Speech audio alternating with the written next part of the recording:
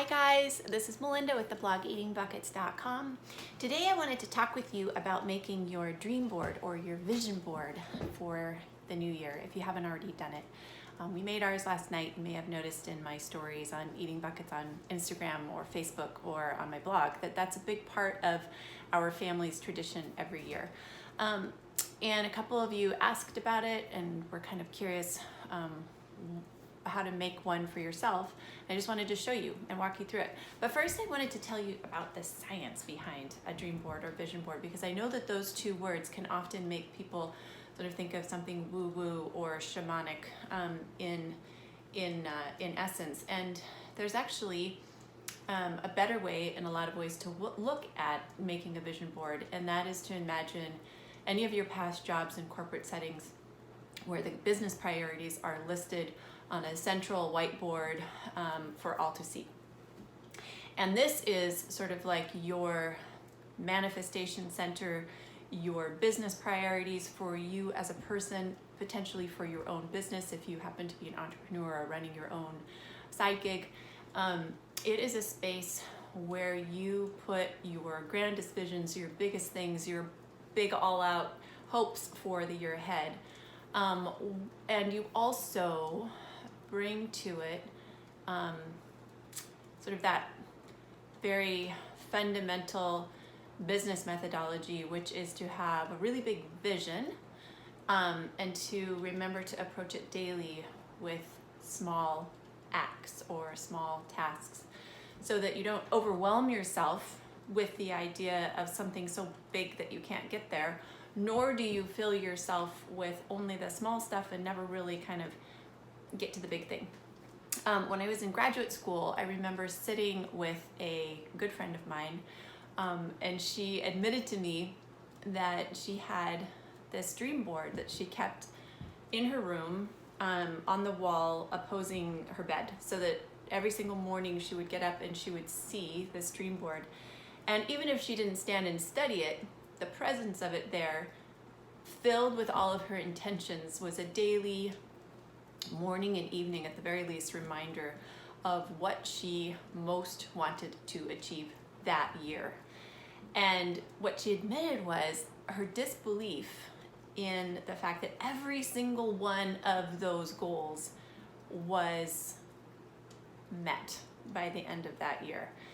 And I think that's where this sort of concept of it feeling woo-woo might come in. You think, I'm going to throw my intentions out into the universe and the universe will automatically feed those back to me.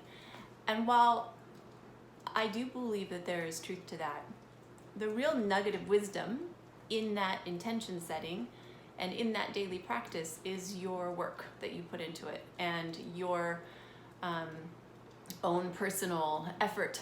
And that is where the magic really lies. So one of the ways to make a vision board, and I know I have a lot of creatives who are joining me on this, and it might feel strange to suggest that you go and look through magazines when you in fact have all of your own creative ideas anyway.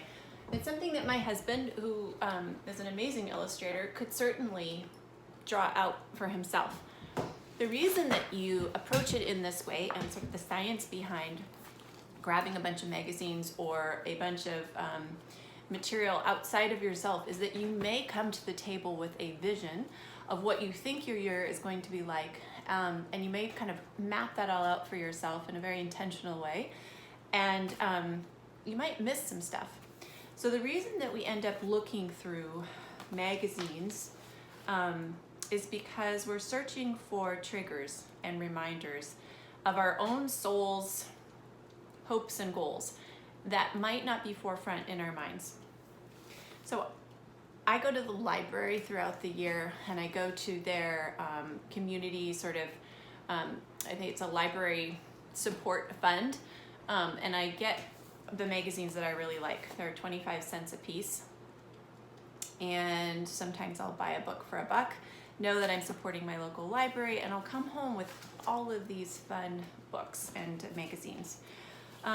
For us this year, I had a ton of travel magazines and country living magazines, some beauty and fitness and some GQ, Men's Journal. I had found a number of woodworking and craft magazines for my husband, so he was working from those as well. So what you do is you simply open these up and you start browsing through, looking for phrases, words, and photos that remind you of what you most want. You cut them out, pair of scissors, and then you arrange them on a large piece of paper or board. In the past, I've used cardboard or poster board, and this year we just used some of Brian's big pieces of paper. Looks like this.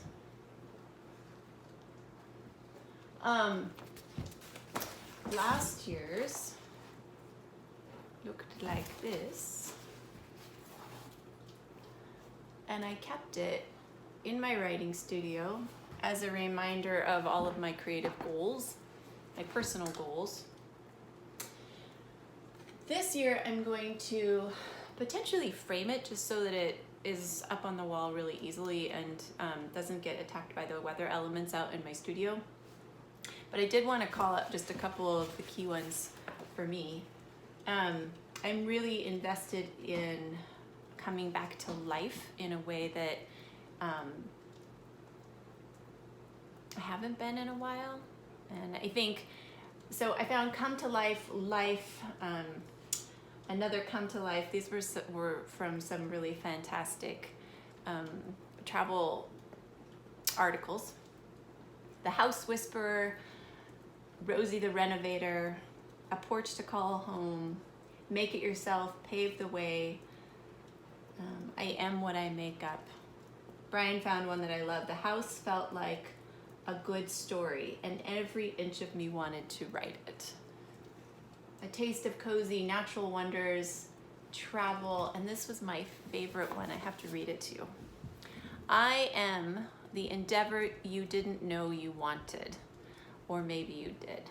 That unexplainable impulse driving you beyond your imagination.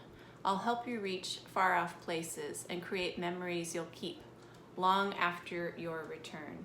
And I'll show you what it's like to be truly alive. That is a Colorado marketing team for Visit Colorado that has done an outstanding job. Are you ready to travel the world like never before? We're gonna do a bunch of travel this year, and I wanted to remind myself that I have that to look forward to and to kind of keep that forefront in our mind, because we're gonna travel based on what fares we can afford. So I'm constantly looking for flights to Italy in springtime. Should you see some, please send them my way. Reborn, your best year ever. Pull up a chair, take a taste, come join us. Life is so endlessly delicious. I want my life to be full of flavor and fun and wild gifts, creative assembly, pure wild magic, a pocket of spectacular remove. Simple and sumptuous are not antithetical. So these were some of the things that stood out for me. For you, it might be joy. It might be exercise, daily walking. It could be that you want to write a book and your entire poster board is going to be filled with prompts for writing and reminders to do just that. As you know, my blog is really focused on healthy living and gardening and food that is grown from seed and harvested and brought to the table, and that is one of my greatest joys. And every year I dive into the year here with very tactile goals for our garden, for our food supply, for the renovation that we're going to do on our old farmhouse, and for our family activities and time that we're going to spend together. So those are all represented here as well.